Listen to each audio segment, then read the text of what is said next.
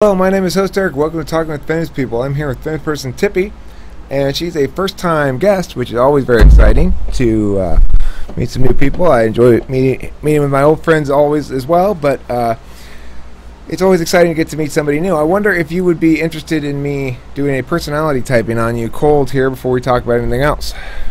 Sure, yeah.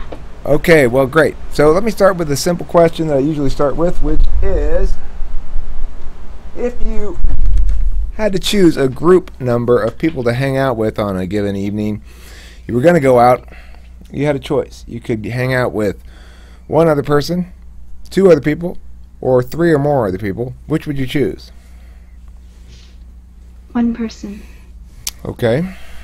Do you feel as though, which of the following statements do you think better represents you?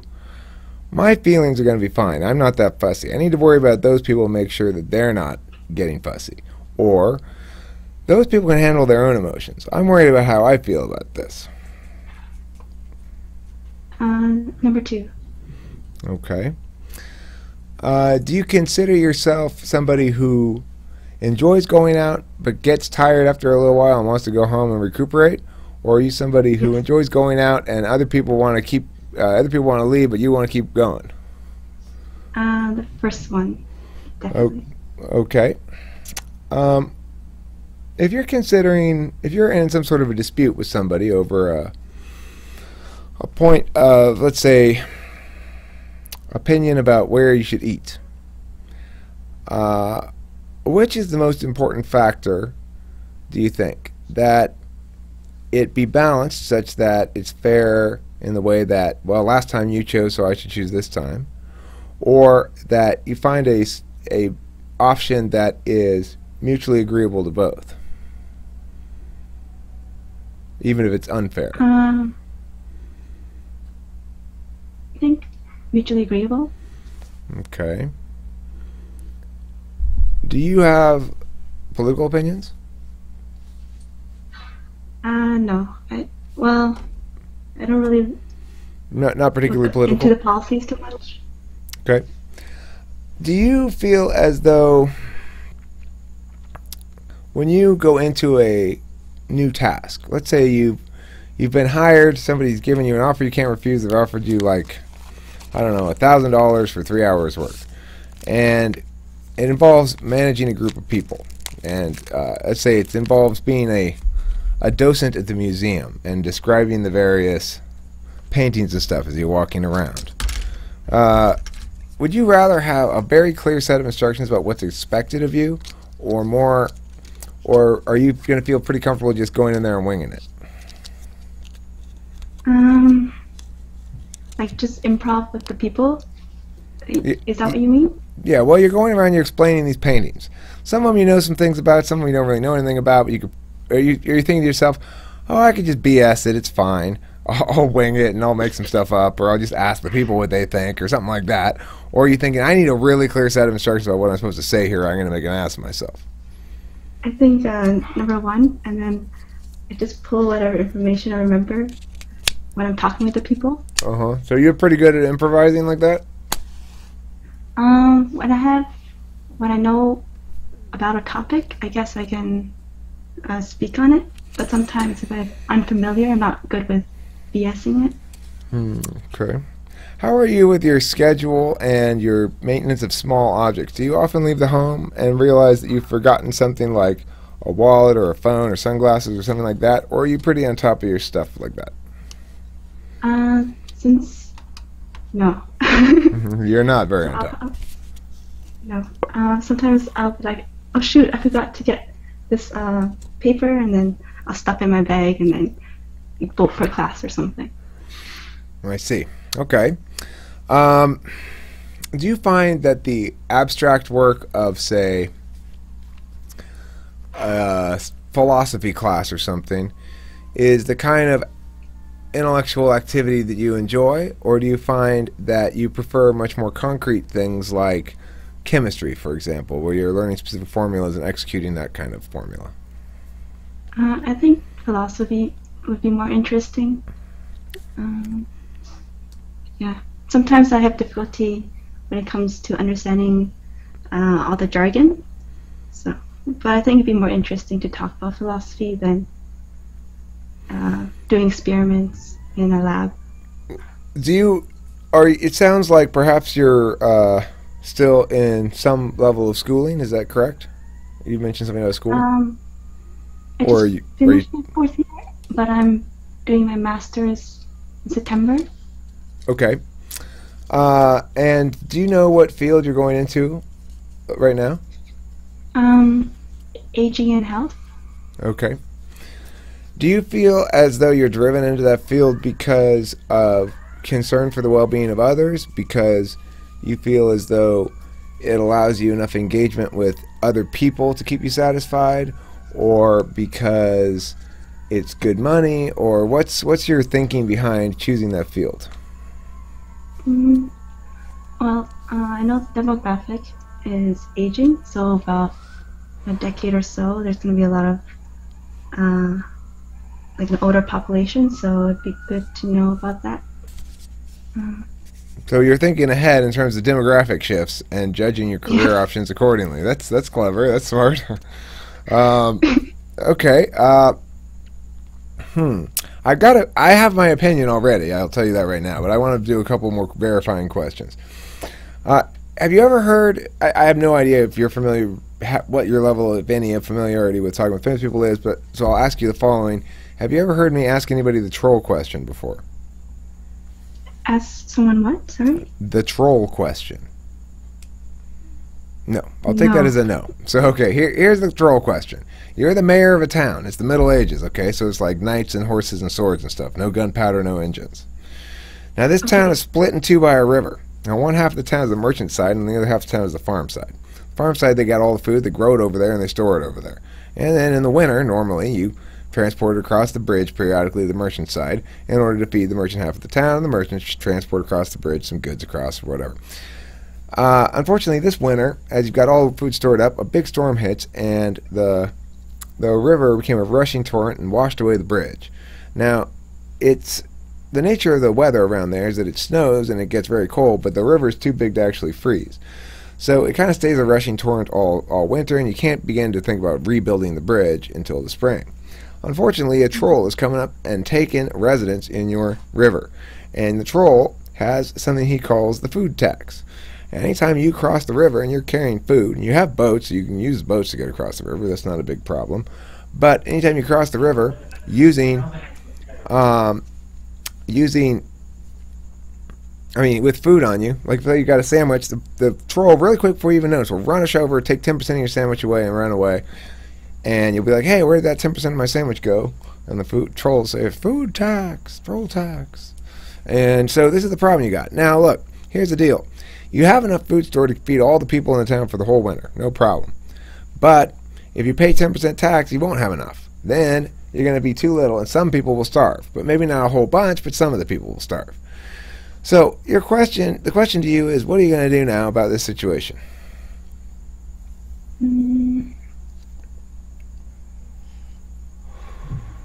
I think the troll is the problem. Okay. So So what do you plan to do about it? find some way to get the troll to move. Because Oh, right now the troll is dependent on food I'm supplying. So if somehow I can get them to get food at another source, that would be good. Uh, okay, so do you want to go suggest to the troll that he go look for food in another place?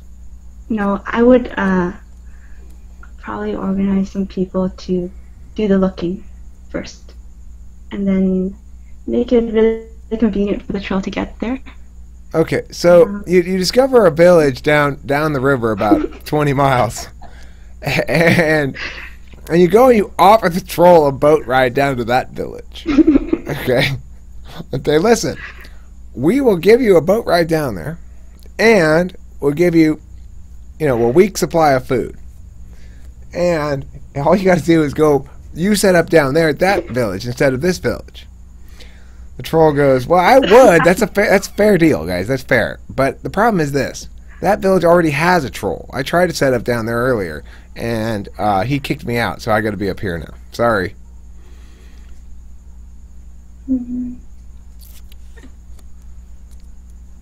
The villagers are looking to you. Mayor, what are we going to do? The troll won't move.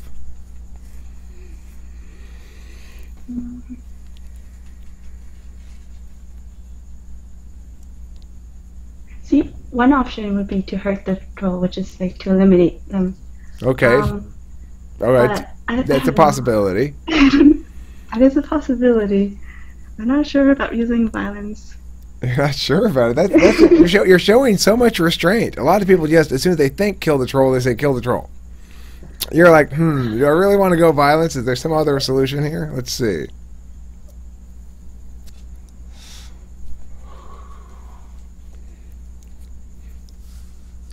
Is it possible to like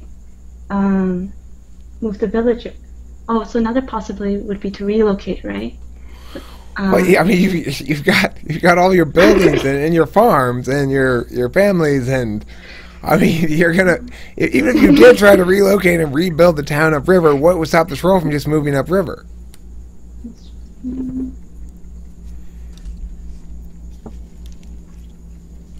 Could the troll like be restrained in some way? Okay, so I mean, you get the netters in the village to make a big net, maybe, or something like that. Yep. So let's say you successfully pull this off, that you get your villagers on two sides of the river going down the boats, and then you have the net spread between you, and you wrap up the troll in the net, and you got them all tied up. Now what are you going to do with them? Well, so far the troll seems to have a need for food, so I would make sure the troll gets oh wait. So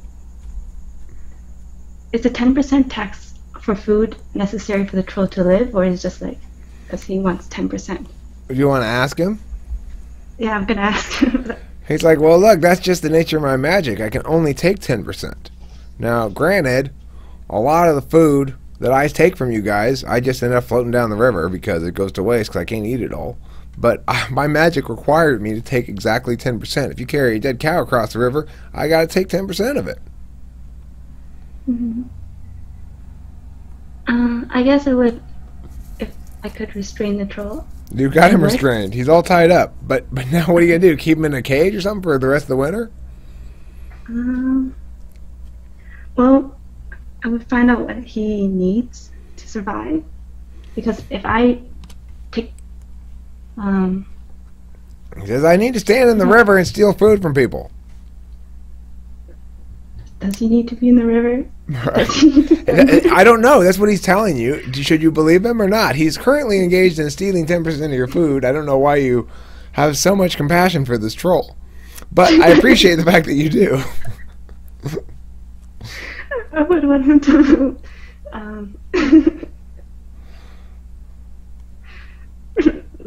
I would try to get him to restrain him. Probably put him in some sort of contained area. And so... you got him in the troll zoo now. Okay.